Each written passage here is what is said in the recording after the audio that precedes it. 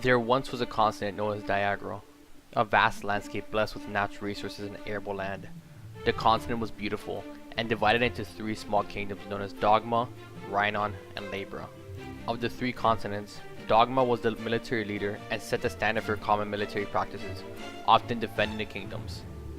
Rhinon, second kingdom, was known for its kindness and sought to help others in any way they could, even if they couldn't specialize in one specific source. The third of the continents, Labra, was commonly known as a kingdom of agriculture, whose main goals were to flourish and trade crops with the neighboring kingdoms, often supplying them with food. The three kingdoms lived happily with one another, each helping protect the others through their specialties. However, a conflict arose. The king of Labra grew sick in his days ruling, and his condition slowly worsened. As the king grew more ill, the land began to diminish. No longer could the citizens of Labra engage in agriculture and trade. This began causing widespread difficulty for the kingdoms as they required crop aid from Labra in order to survive. Soon, the peace they achieved to build began to slowly crumble away. This story takes place in the kingdom of Labra, in a small village on the outskirts of his land, known as Agar. This is where the story begins. Agar is a small village in the outskirts of Labra that focuses on farming to build their economy. With the recent decline of agriculture, the people of Agar longed for a savior. They didn't find one. The only way to save them was to save themselves. This is where we begin to get introduced to a boy named Lucas, a young fellow with a bright mind, willing to sacrifice for others. Although Lucas had a bright mind, he didn't know how to save his people. He needed to go to somebody who was more knowledgeable and had the information necessary for him to go on his quest. This is where we're introduced to the village elder. In order to save his people, he came to the village elder. Once he met the village elder, he asked him, "Village elder, the people are slowly losing their faith. How can I help them? How can I save them?" The village elder responds, "I know of no cure. However, myth does say that in order to save the land, you must save the king. And in order to save the king, you must complete 3 challenges, 3 trials. In order to complete these 3 trials, you must first travel through the Forest of Fright, a forest that displays the most negative experiences possible and creates illusions that are meant to destroy you.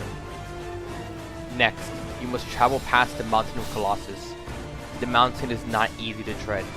There are heavy weather changes such as lightning and dangerous paths filled with animals. You must protect yourself in order to survive. The third and final trial is to discover the Lake of Purity, where the Holy Grail resides. It is said that nobody has ever found this lake. Regardless of the difficulty, Lucas knew that the only way to save his people was to accept the challenge, and so he did, and he embarked on a quest to save the kingdom. As Lucas traveled, he finally entered the Forest of Fright. Everything began normal. However, as he entered deeper into the forest, he began to see things. Soon after, he was paralyzed in fear. As in front of him, he could see the death of his parents by the hands of the gods and the burning of his village. He was shocked and could no longer move.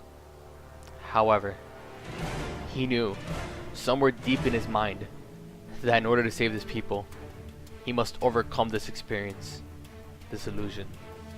And through sheer willpower, he made the illusions disappear and traveled forward, on to the next challenge. At the end of the Forest of Fright lied the Mountain of Colossus, a landscape covered in darkness and reeked of death. There was no turning back. Lucas could only continue. As he trekked the mountainside, attempting to get to the other side, he would constantly struggle to find his strength. It took too much energy from him. Eventually, the mountain took a toll on his body, and he could no longer withstand it. His body had given up. However, his heart failed to falter. Through determination, Lucas forced his body to move, and eventually, he scaled the Mountain of Colossus. Even when capable of climbing the Mountain of Colossus, he had one more challenge ahead of him, discovering the Lake of Purity. Once he entered the other side of the mountain, he was astonished, baffled. Never had he seen such a landscape so beautiful in his entire life. The grass was the greenest he had ever witnessed, and the water resembled of the purest blue he could ever imagine. However, he did not have much time left, and so he traveled to discover the Lake of Purity. After 2 days of travel, he arrived at the Lake of Purity, a beautiful and serene environment filled with astounding life. As he approached the lake, he could see a small passageway that led deeper into the lake, and so he moved forward. As he moved deeper, he could see something resembling a golden cup. In aspiration to find it, he ran forward, and there lay the Holy Grail. As he successfully acquired the Holy Grail, he only had one job left.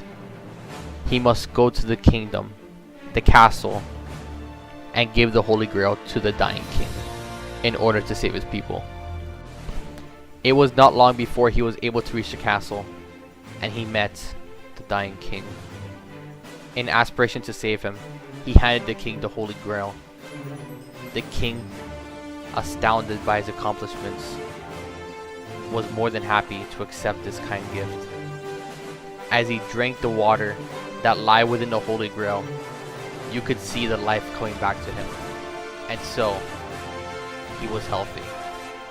And he knew, at that moment, that Lucas had just saved the kingdom and the continents.